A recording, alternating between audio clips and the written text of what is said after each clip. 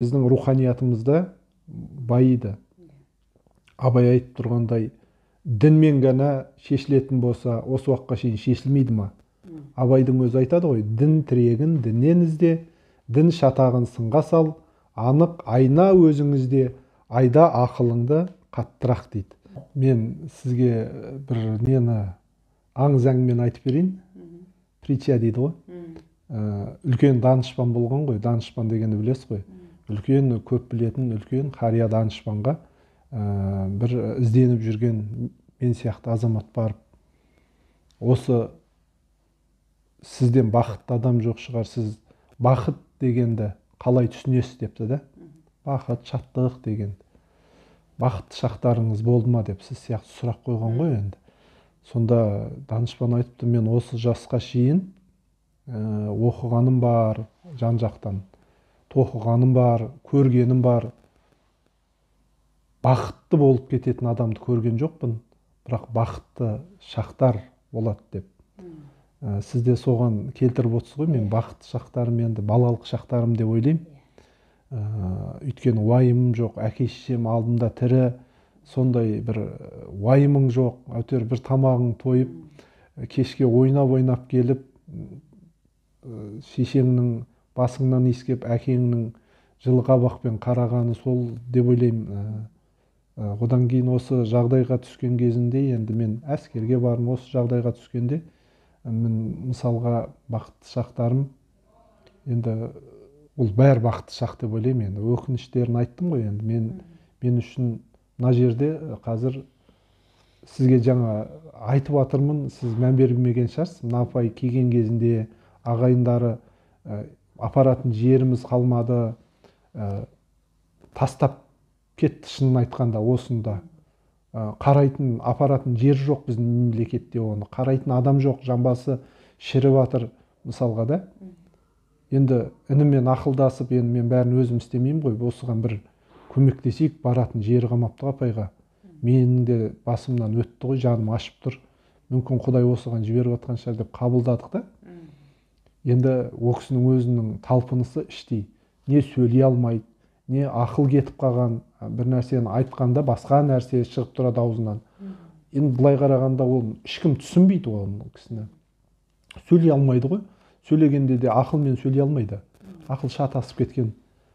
Қол аяғы істемейді, тамақты аузына салып отырамыз. Енді келіп өткенде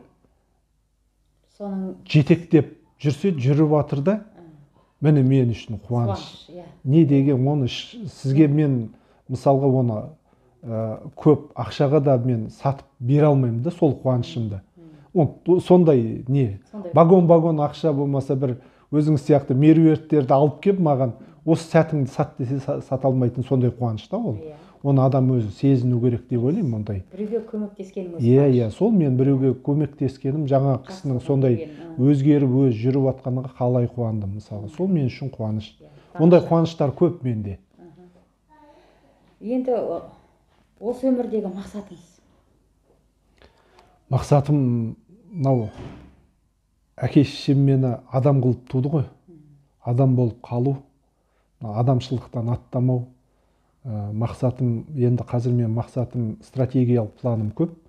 Осы қазір осы мына салынып отқан Ғизат мотивация орталығын және мынау шапағат өзі айтып тұрғандай, шапағат мүмкіндігі шексіз азаматтардың қауымдастығын бұдан да ұлғайтып, сол көмегімізді, сол қызметімізді ұлғайту. Енді оның ішінде осы Түркістан қаласына көп жағдайлар жасау, мынау халықтың біліктілігін, сауаттылығын, халық сауатсыз деп айтуға болмайды ғой, бірақ оның мынау шетел тілдерін білгендегін сауаттылығын айтып жатырмын да.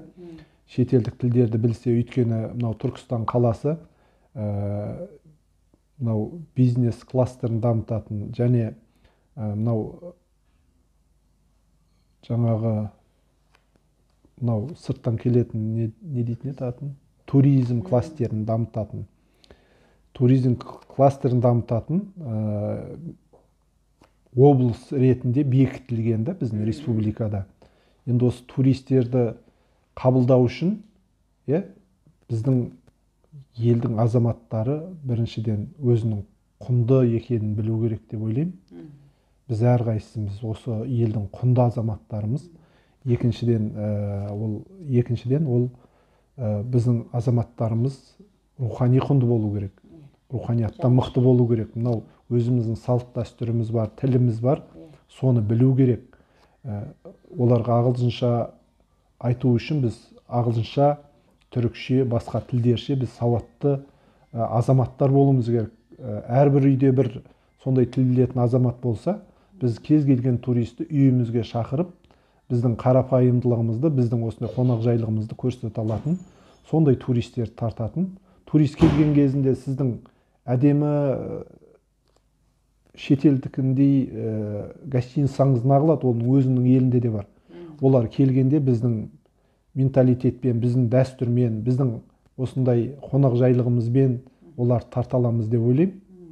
Осы үш нәрсені, қазір үш маңызды нәрсені біз дамытсақ, менің мақсатымда, менің осы депутаттыққа да, Еркінбай Керімбайұлының осы депутаттыққа да бара жатқаны, біздің Түркістан облысын мына үш бағыт бойынша дамытсақ, соның ішінде мынау миллион жазылып жатқан жобалардың бәрі орындалады деп ойлаймын. Біріншіден жаңа айтқаным, біздің құнды екенімізді өзіміз түсінсек, осы бағытта іс-шаралар өткізсек, сізбен біз болып.